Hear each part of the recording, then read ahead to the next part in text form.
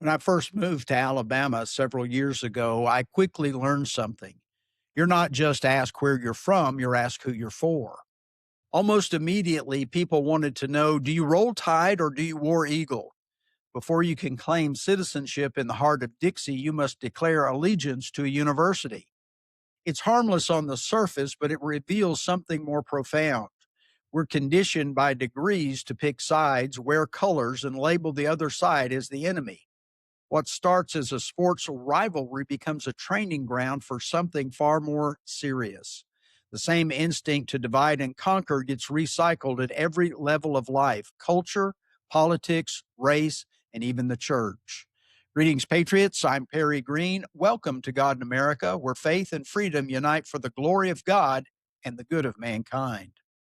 The spiritual war around us is no longer obscure.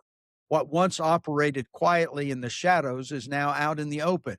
We see it celebrated at halftime shows, normalized in pop culture, and paraded as progress. The dividing line between good and evil, between God and his adversary, is no longer blurred. It is openly challenged. The enemy rarely attacks truth head on. Instead, he fractures it. Jesus exposed this tactic plainly in Matthew 12, verse 25, when he said, "Every kingdom divided against itself is laid waste." Division is not random, emotional, or accidental, it is calculated. When people are divided against one another, they stop resisting their oppressors. From sports rivalries that seem harmless to cultural, racial, and ideological fractures that tear nations apart, division is the oldest weapon in the arsenal, and America is feeling its full force today. Division is not a side effect, it is the strategy, and a house divided cannot stand. The ultimate division is between good and evil, God and Satan. Jesus was clear: we do not drift into neutrality, we choose sides.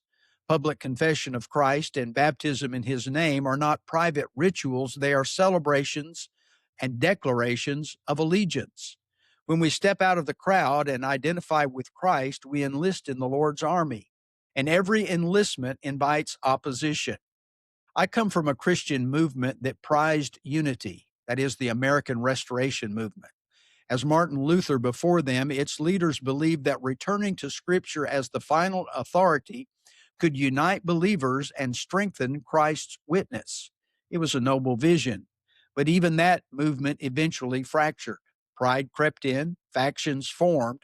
The same pattern repeated itself because division weakens what unity strengthens. That same tactic has been used patiently and deliberately against America. The ungodly atheistic Marxists who have taken over our country have been patient and intentional in their progression. They pushed a little at a time and used the goodness of American Christians against them to accomplish their sinister goals. Think about all the ways they've divided us over the years. The most obvious is racial. While all races of people have been enslaved at one time or another, Americans are most familiar with that of the African tribes. In fact, the Democratic and Republican parties were divided clearly over the issue. In the 19th century, the Democrats advertised that they were the party of the white man and the Republicans were for the Negroes. Most Black Americans joined the Republican Party after the war between the states. It was not until the deceptions of LBJ and the Democrats of the 1960s that many switched parties. There's been racial and political division, but it doesn't stop there. Remember that our political leaders spent billions of dollars in Ukraine to oppose the Russians in their conflict. The popular course was to get behind the war effort, otherwise, you would be considered a Nazi if you opposed it. When COVID hit, the contentious strategy became unmistakable. Mask mandates and shutdowns didn't just regulate behavior, they divided homes, churches, and communities.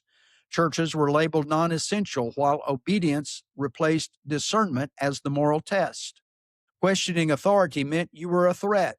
Meanwhile, elites who imposed the rules ignored them, appearing mask free, gathering publicly, and facing no consequences. One kingdom, two sets of rules. That kind of hypocrisy doesn't preserve health, it fractures trust. Division is not a side effect, it is the strategy, and a house divided cannot stand. And COVID wasn't unique, it was instructional. The same pattern repeats itself over race, politics, war, morality, borders, and faith.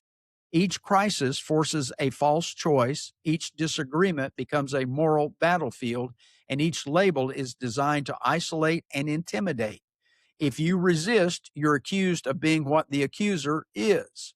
Division is not a side effect, it is the strategy, and a house divided cannot stand. The latest divisive tactic comes following the murder of Charlie Kirk. Some have taken the event at face value. A lone gunman killed Mr. Kirk, and the FBI arrested him a few hours later after the shooting. End of story. Others believe specific facts don't add up and have been sharing their doubts. As a result, there's a great divide between people like Candace Owens and Erica Kirk and their followers. If you choose a side, the other attacks you. Division's not a side effect, it is the strategy, and a house divided cannot stand. The list could go on, but you get the point. The enemy is trying to divide us over every major and minor issue. We've grown accustomed to this brainwashing, starting with the innocuous issues like football teams.